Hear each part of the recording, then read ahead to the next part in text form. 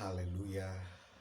Selamat pagi bagi pendengar sekalian, jemaat, saudara dalam Tuhan dimanapun kamu berada. Kembali lagi pelayanan e-church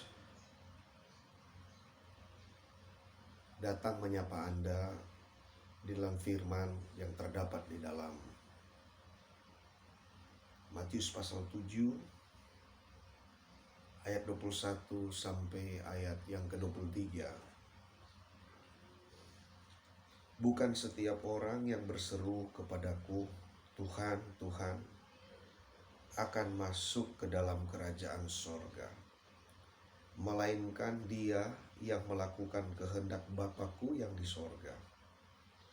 Pada hari terakhir, banyak orang akan berseru kepadaku, Tuhan, Tuhan, bukankah kami bernubuat demi nama-Mu, dan mengusir setan demi nama-Mu, dan mengadakan banyak mujizat demi nama-Mu juga? Pada waktu itulah aku akan berterus terang kepada mereka dan berkata, aku tidak pernah mengenal kamu, enyalah daripadaku kamu sekalian pembuat kejahatan. Saudara, ini adalah perenungan bagi kita semuanya. Bagaimana kita dapat melakukan kehendak Tuhan. Sebab di dalam kebenaran ini terbukti bahwa ada orang-orang yang berpikir dan merasa bahwa dia sudah layak, sudah pantas diterima oleh Tuhan pada satu ketika nanti. Tetapi rupa-rupanya kepantasan, kepatutan dia tidak sama dengan kepantasan dan kepatutan standar daripada Tuhan. Karena pada akhirnya Tuhan sendiri berkata, enyalah daripadaku, aku tidak mengenal engkau, hai pembuat kejahatan. Padahal ayat-ayat ini memberitahu bahwa mereka sudah melakukan banyak untuk Tuhan, sudah melakukan banyak untuk pekerjaan Tuhan, sudah melakukan banyak untuk orang lain. Itu mereka pikir. Tetapi Alkitab berkata dengan terus terang bahwa itu tidak sepantas dan itu tidak sama dengan kehendak Tuhan. Jadi dalam kebenaran ini kita mendengar dan kita melihat, kita membaca bahwa hidup ini sebenarnya adalah hidup bagaimana kita sejajar, kita sama dengan kehendak Tuhan. Bukan prestasi-prestasi rohani, bukan hal-hal yang membuat orang terpukau, tetapi rupa-rupanya apa yang kita kerjakan seharusnya membuat Tuhan sendiri terpukau. Tuhan sendiri merasa diberkati dengan apa yang dilakukan. Masalahnya sebenarnya ada di mana di sini? Nah, ini ayat ini berkata begini, ayat 21. Bukan setiap orang yang berseru kepadaku, Tuhan, Tuhan, akan masuk dalam kerajaan sorga, melainkan dia yang melakukan kehendak Bapa-Ku yang di sorga. Jadi pencapaian tertinggi dari setiap orang adalah melakukan kehendak Bapa-Ku. Jadi kehendak Tuhan adalah yang utama bagi kita. Kehendak Tuhan itu merupakan priority hidup kita. Kehendak Tuhan itu merupakan kehendak yang tidak dapat dikompromi, harus dikerjakan.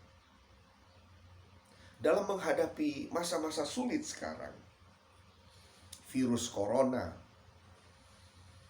masalah ekonomi, situasi sekarang sebenarnya membuka mata rohani kita bahwa apa yang telah kita kerjakan di waktu lalu, prestasi-prestasi rohani di waktu lalu, teruji dengan keadaan sekarang, teruji dengan virus corona. Contoh, gereja-gereja, tempat-tempat ibadah sekarang menjadi sunyi sepi. Kenapa? Karena ada virus corona. Artinya begini, virus corona menguji apa yang kita bangun sebenarnya sia-sia. Apa yang kita sementara kerjakan sebenarnya itu sia-sia. Virus corona memberitahu gedung itu bukan segala-galanya. Jadi menurut saya, saudara-saudara, dari firman Tuhan ini,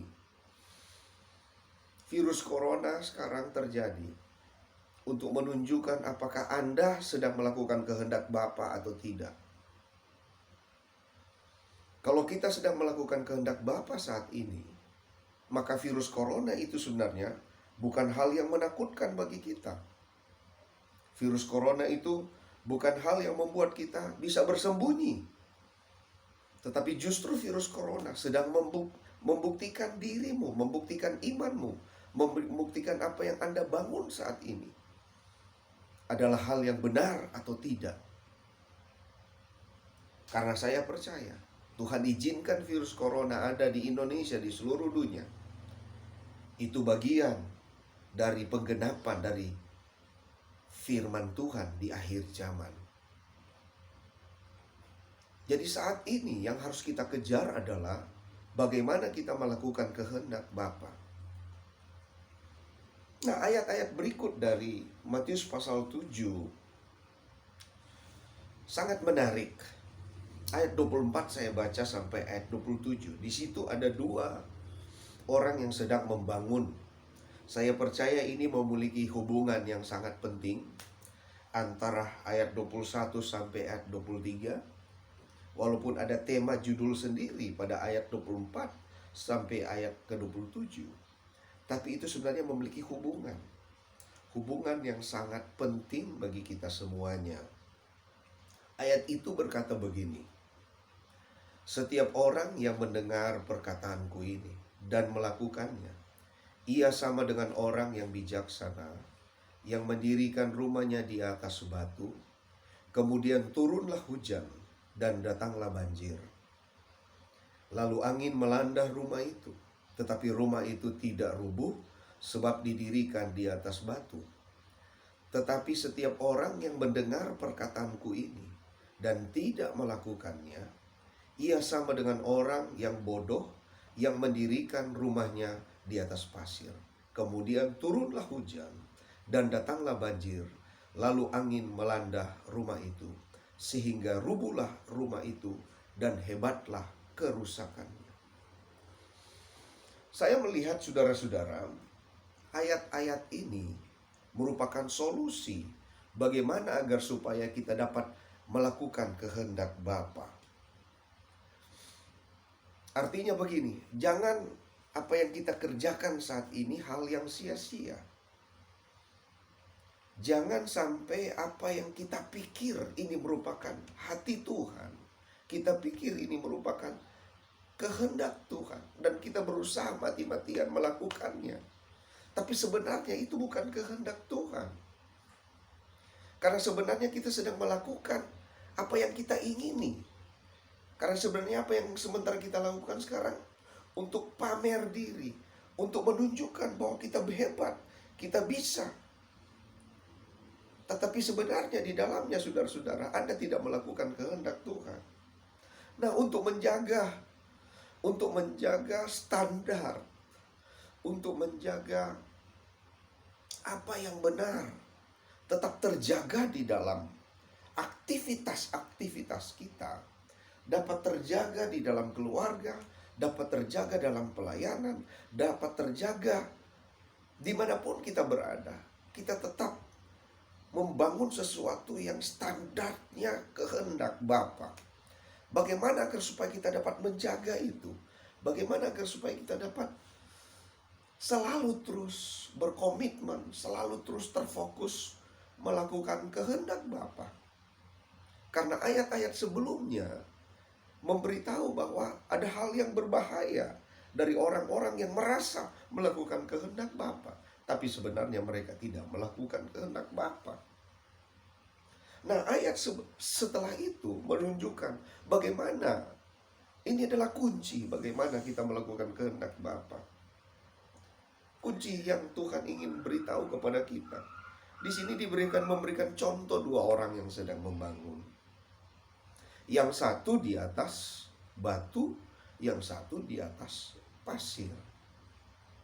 Dua orang ini membangun. Dan Alkitab berkata dua-dua orang ini membangun dan dua-dua orang ini berhasil. Dan mereka berpikir semua berhasil, semua bisa. Dan akhirnya datanglah angin, datanglah hujan, datanglah banjir, menguji bangunan kedua orang ini. Dan akhirnya terbukti bahwa orang yang membangun di atas dasar yang kuat, walaupun datang angin, walaupun datang hujan, walaupun datang banjir, bangunannya itu tetap berdiri, kokoh berdiri. Dan sebaliknya, orang yang membangun di atas dasar yang lemah, di atas pasir, datang ujian yang sama, angin, hujan dan banjir datang melanda rumah mereka bersamaan. Dan akhirnya tergusurlah rumah yang dibangun di atas pasir.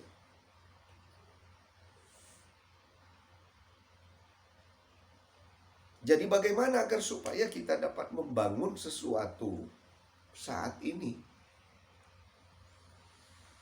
Walaupun datang angin, walaupun datang banjir, walaupun datang hujan, tetap kokoh berdiri. Ayat ini memberitahu hal yang sederhana kepada kita. Ayat 24.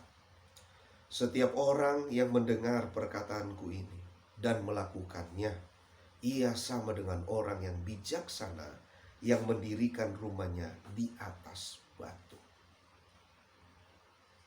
Jadi untuk dapat membangun sesuatu yang benar, supaya berkenan kepada Bapa, yang harus kita perhatikan di sini adalah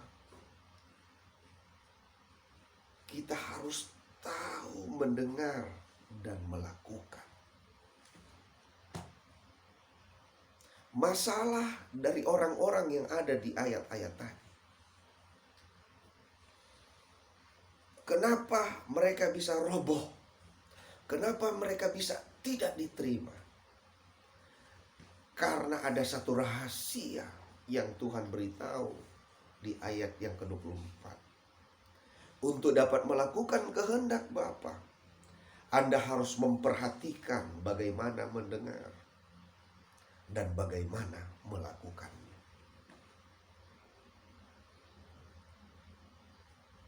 Orang percaya harus membangun seni mendengar. Orang percaya juga harus mahir dalam seni melakukan. Jangan hanya cuma mendengar, tapi Anda harus jadi pelaksana daripada apa yang Anda dengar. Mendengar dan melakukan akan membuat engkau kuat. Mendengar dan melakukan akan membuat engkau memiliki dasar yang kokoh, akan memiliki dasar yang kuat. Mendengar dan melakukan akan membuat engkau tetap kokoh berdiri. Engkau akan membuat engkau menjadi orang Kristen yang tidak tawar hati di tengah-tengah kesulitan. Akan membuat engkau menjadi orang Kristen yang siap menghadapi tantangan yang ada di depan, seberat apapun. Saudara mesti tahu, hidup ini tidak akan bertambah lebih baik lagi. Dunia ini tidak akan bertambah lebih baik lagi. Itu kata Alkitab. Jadi dibutuhkan orang-orang yang punya hati yang kuat dengan Tuhan. Dibutuhkan orang-orang yang tidak cengeng, tidak sayang diri. Dibutuhkan orang-orang yang punya mentaliti kerajaan Allah dalam menghadapi situasi yang seperti ini. Anda harus bangun bagaimana hidup Anda mendengarkan firman Tuhan dan melakukan firman Tuhan. Alkitab berkata, engkau harus jadi garam dan terang. Artinya, engkau harus menghadapi hidup ini dengan warna hidupmu yang kuat bersama-sama dengan Tuhan. Artinya Anda jangan menyembunyikan diri dengan masalah. Seperti saya katakan kemarin, saatnya sekarang adalah waktunya bagimu untuk melakukan sesuatu bagi negara ini. Saatnya sekarang gereja bangkit untuk melakukan sesuatu bagi bangsa ini. Saya tidak anti berdoa. Saya berdoa bagi bangsa ini. Saya berdoa dengan keluarga, dengan jemaat, berdoa bagi bangsa ini. Tapi saya pikir saat ini tidak cukup hanya Anda berdoa untuk bangsa ini. Harus ada langkah bukti nyata yang harus gereja lakukan bagi bangsa ini. Saya tahu gereja memiliki banyak dana, banyak uang. Saya tahu banyak gereja yang begitu kaya. Lakukanlah sesuatu untuk bangsa ini dengan uangmu, dengan harta bendamu. Lakukanlah sesuatu. Saat sekarang adalah saat yang tepat untuk membuktikan cahayamu, untuk membuktikan imanmu. Bukan hanya mendengar saja, tetapi harus melakukan sesuatu.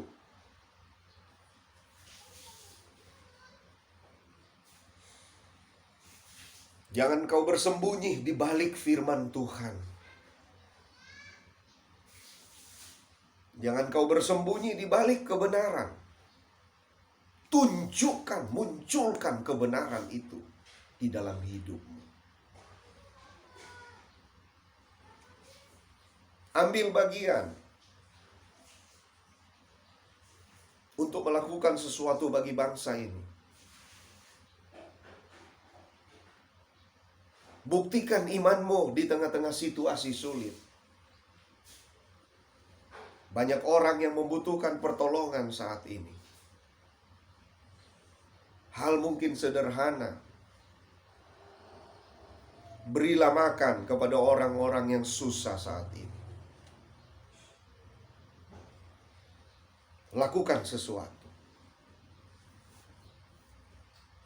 Itu contoh bagaimana kita melakukan kehendak Bapa. Sekali lagi, mendengar dan melakukan. Orang yang mendengar dan melakukan adalah orang yang kuat. Orang yang mendengar dan melakukan adalah orang yang sedang mengerjakan kehendak Bapa. Orang yang mendengar dan melakukan adalah orang yang akan tetap berdiri waktu angin kencang datang, waktu hujan lebat datang, bahkan waktu banjir sekalipun datang, dia akan tetap berdiri. Karena apa? Karena dia orang yang bijaksana. Kenapa dia bijaksana? Karena dia mendengar dan dia mengaplikasikan apa yang dia dengar. Jangan menjadi orang Kristen pintar mendengar,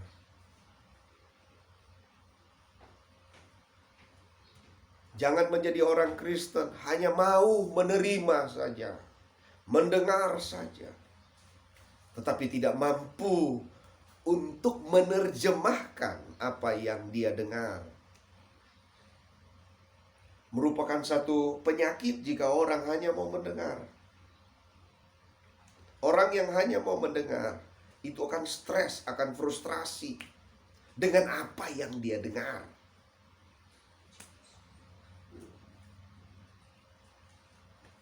Tetapi kalau dia tahu menerima apa yang dia dengar, tetapi dia juga harus tahu mengalirkan apa yang dia dengar bagi hidupnya sehari-hari.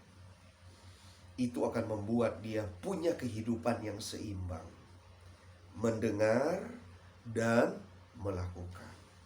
Menerima dan membagikan. Itu merupakan kehidupan yang seimbang. Kalau Anda tidak seimbang, Anda tidak akan sehat. Hidup Anda harus seimbang. Sebab apa yang kita bangun akan teruji oleh ayat 25 berkata begini. Kemudian turunlah hujan dan datanglah banjir. Lalu angin melanda rumah itu, tetapi rumah itu tidak rubuh, sebab didirikan di atas batu. Hal berikut yang harus kita perhatikan untuk menjadi pelaku-pelaku kehendak Bapa, mendengar dan melakukan. Dan kedua, Anda harus belajar untuk menyadari bahwa di hadapan kita ada masalah. Artinya kita harus punya mental yang cukup besar, mental yang kuat, dan menyadari bahwa apa yang ada di depan kita, apa yang sementara kita bangun sekarang, mendengar dan melakukan, apa yang sementara kita bangun sekarang, itu ada ujiannya. Bukan tidak ada ujiannya. Hidup ini ada ujiannya. Dan ujiannya menurut bahasa Alkitab, dia katakan ada 3 hal yang akan menguji. Ada angin, ada hujan, ada banjir. Kalau di Alkitab, kalau bilang angin, itu artinya pengajaran. Rasul Paulus katakan ada angin-angin pengajaran. Ada doktrin pengajaran yang akan datang menguji bangunan yang Anda bangun, menguji kebenaran yang terbangun di dalam hidupmu. Ada angin-angin pengajaran. Dan sekarang banyak angin pengajaran sedang menguji gereja. Ada banjir. Banjir itu selalu berbicara tentang malapetaka. Banjir itu bicara tentang kerugian. Banjir itu bicara tentang hal yang berbahaya. Contoh sekarang, hal yang berbahaya apa sekarang? Hal yang berbahaya pertama sekarang adalah wabah virus corona yang diikuti oleh masalah ekonomi.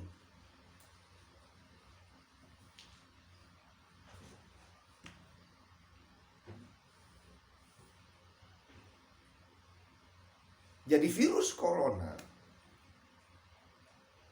merupakan banjir bagi kita, bahaya bagi kita, yang akan menguji apakah Anda masih melakukan kehendak Bapa atau tidak. Apakah Anda membangun sesuatu yang benar, yang sejati atau tidak. Itu ujian. Ujian bagi hidupmu. Ujian bagi gereja. Ujian bagi saya. Apakah pelayanan saya terbangun dengan benar atau tidak? Apakah keluarga saya terbangun dengan benar atau tidak? Teruji sekarang, teruji. Dan saya bersyukur sampai saat ini. Saya masih melihat pembelaan Tuhan. Masih melihat mujizat Tuhan. Jadi saya percaya saya sedang membangun sesuatu yang benar, yang sejati. Tapi harus terus membuka hati. Sebab manusia tidak ada yang sempurna. Harus terus membuka hati. Karena hidup ini selalu belajar. Karena hidup ini selalu awas. Hidup ini harus selalu terbuka. Karena Tuhan sedang melakukan hal-hal yang lalu dia tidak lakukan, tapi sekarang dia sementara lakukan. Diperlu ketajaman hati. Diperlukan kecerdasan rohani. Kita tidak boleh bangga dengan prestasi masa lalu kita.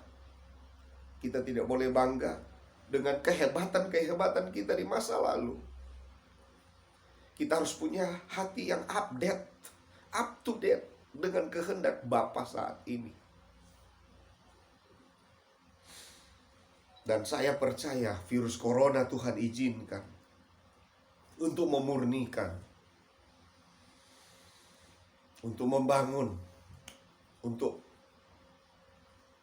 menunjukkan titik-titik kelemahan daripada iman kita. Mari kita buka hati untuk memperbaiki diri. Mari kita bertobat.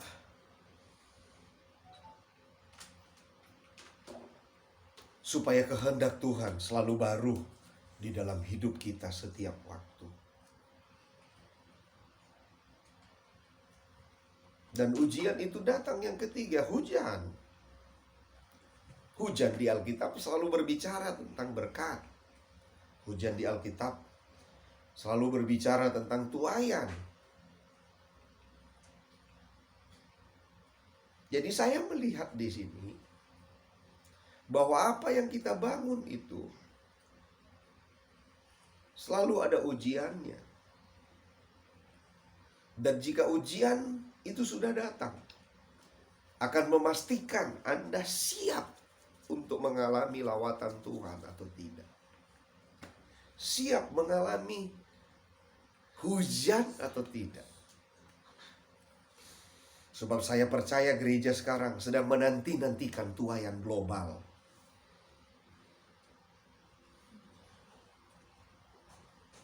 Dan biarlah momen ini menjadi momen memperbaiki diri. Momen memperbaiki paradigma Kristiani kita saat ini. Sebab Tuhan kreatif, ingin melakukan tuaian global bagi dunia ini. Anda harus siap, gereja harus siap. Makanya gereja harus banyak belajar dengan situasi sekarang. Para pendeta, para hamba Tuhan, para pelayan-pelayan Tuhan, yang tadinya begitu gagah setiap minggu, yang tadinya begitu sibuk setiap minggu, kejar tayang sana sini,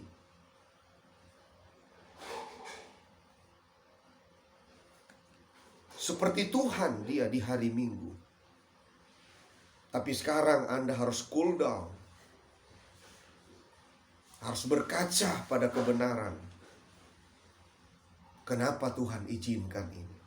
Apa yang harus saya pelajari dari apa yang telah Tuhan izinkan saat ini? Ini merupakan templakan bagi gereja. Ini merupakan pelajaran yang mahal bagi bangsa ini, bagi gereja.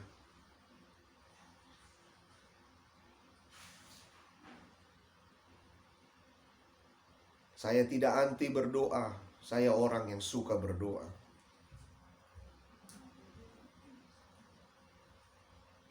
Tapi mungkin saatnya sekarang Anda harus mengaplikasikan doa-doamu di dalam kenyataan hidup ini sehari-hari. Biarlah firman Tuhan pada hari ini membuka wawasan, membuka hati kita semuanya, menyapa kita saat ini untuk benar-benar menjadi pelaku-pelaku kebenaran, melakukan kehendak Bapa. Sekali lagi, pencapaian tertinggi dari setiap orang percaya adalah melakukan kehendak Bapa. Mari kita sama-sama belajar menjadi pelaku-pelaku kehendak Bapa. Tuhan Yesus memberkati kita semuanya. God bless you all. Salam e-church. Haleluya.